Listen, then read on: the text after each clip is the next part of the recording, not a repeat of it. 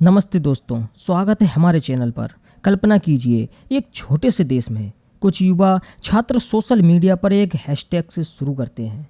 कुछ ही दिनों में पूरी सरकार गिर जाती है। जी हाँ, हम बात कर रहे हैं नेपाल के 2025 के जेन जेड विरोध प्रदर्शन की।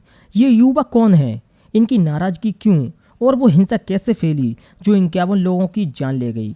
आज की इस फुल रिपोर्ट में हम सब कुछ कवर करेंगे। अगर आप युवा शक्ति और राजनीतिक बदलाव में इंटरेस्ट रखते हैं तो वीडियो को लाइक करें, सब्सक्राइब करें और बेल आइकन दबाएं। चलिए शुरू करते हैं। दोस्तों, सबसे पहले समझते हैं कि नेपाल की जेन जेड कौन है। जेन जेड यानी वो पीढ़ी जो 1997 से 2012 के बीच पैदा हुई। आज की उम्र 13 से 28 साल। नेपाल में ये करीब 40% आबादी है। ज़्यादातर छात्र कॉलेज गोअर्स और शुरुआती जॉब वाले ये वो युवा हैं जो स्मार्टफोन पर बड़े हुए। सोशल मीडिया उनकी ज़िंदगी का हिस्सा है। लेकिन नेपाल में चुनौतियां बड़ी हैं। बेरोजगारी 20% से ऊपर, भ्रष्टाचार चरम पर और राजनेताओं के बच्चों की luxury lifestyle hashtag nepo kids से वायरल। ये प्रदर्शनकारी ज़्यादातर काठमांडू, पोखरा और इटाहेरी जैसे शहरों के हैं। स्कूल यूनिफॉर्म में लड़के लड़कियां जो कॉलेज स्टूडेंट हैं, कोई सिंगल लीडर नहीं। ये डिस्ट्रेलाइज्ड मूवमेंट है। डिस्कॉर्ड ऐप पर 1 लाख से ज़्यादा मेंबर्स के साथ कोऑर्डिनेट होता है। एक नाम जो उभरा है वो है अनिल बनिया, जो शुरुआती रैलियों को ऑर्गेनाइज करने वाली स्टूडेंट लीडर हैं। लेकिन ये कोई पार्टी पॉलिटिक्स नहीं, ये ऑर्गेनिक रिवोल्ट है जहां युवा कहते हैं हमारी आवाज़ दबाओगे तो सड़क पर उतरेंगे। ये जेन जेड भ्रष्टाचार, नेपोटिज्म और आर्थिक असमानता से तंग आ चुके हैं।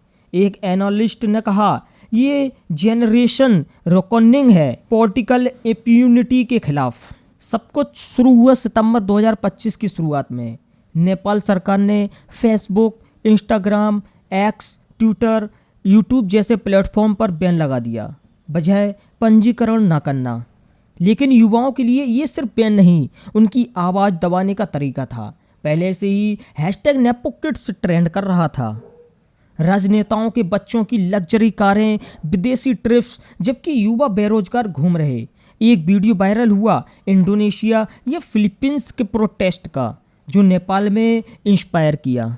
8 सितंबर को काठमांडू के गोती घर मंडला और न्यू मानेश्वर में हजारों युवा शांतिपूर्ण रैली निकाली। नारे लगे, बैन हटाओ, भ्रष्टाचार खत्म करो। भीड़ 10,000 से ज़्यादा हो गई। पोखरा और इटाहेरी तक फैल गई।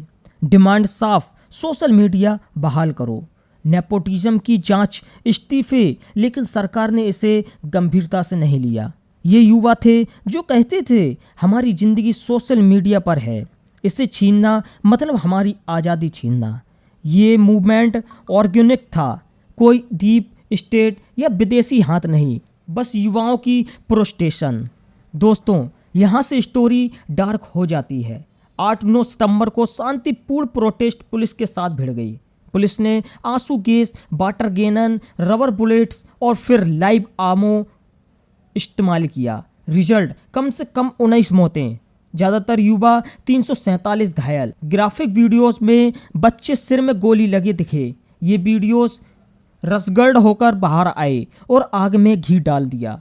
क्यों फैली हिंसा? क्योंकि युवा पीछे नहीं हटे। पुलिस की क्रूरता ने गुस्से को भड़का दिया। अगर हम चुप रहे तो हमारी जनरेशन खत्म हो जाएगी। 9 सितंबर को हालत बेकाबू। प्रदर्शनकारियों ने संसद, पीएम ऑफिस, सुप्रीम कोर्ट पर हमला किया, आग लगा दी। प्राइवेट प्रॉपर्टी जैसे हिल्टन और हयात होटल जले। जेल ब्रेक हुए। 12,500 कैदी फरार। कर्फ्यू लगा। आर्मी डिप्लॉय हुई। मौतें 51 तक पहुंच गईं। एक भारतीय भी शामिल। हिंसा क्यों फैली? ट्रिगर था सोशल मीडिया बैन, लेकिन रूट कॉज डीप। बेरोजगारी, भ्रष्टाचार, नेपोटिज्म। युवा कहते हैं हमने वोट दिया लेकिन कुछ नहीं बदला, अब सड़क पर बदलाव लाएंगे। कुछ पोस्टर्स में कहा गया कि प्रोटेस्ट हाईजैक हो गए, लेकिन जेन जेड क्लेम करते हैं ये उनका मूवमेंट है। हिंसा के बाद क्या?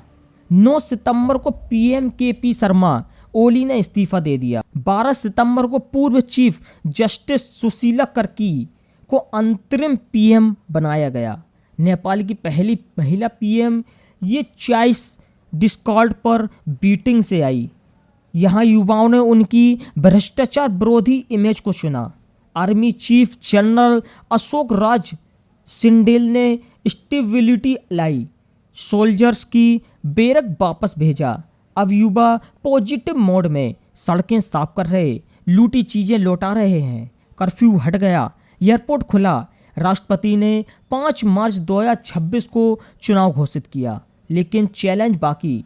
भ्रष्टाचार खत्म करना, जेन जेड की डिमांड्स पूरी करना। दोस्तों, नेपाल का ये जेन जेड मूवमेंट हमें सिखाता है कि युवा शक्ति असली चेंज ला सकती है, लेकिन हिंसा से बचना जरूरी। क्या भारत में भी ऐसा होगा? कमेंट्स में बताओ। वीडियो शेयर करो, अगर पसंद आया तो लाइक और सब्सक्राइब करो। नेक्स्ट वीडियो में मिलते हैं बांग्लादेश प्रोटेस्ट पर। धन्यवाद।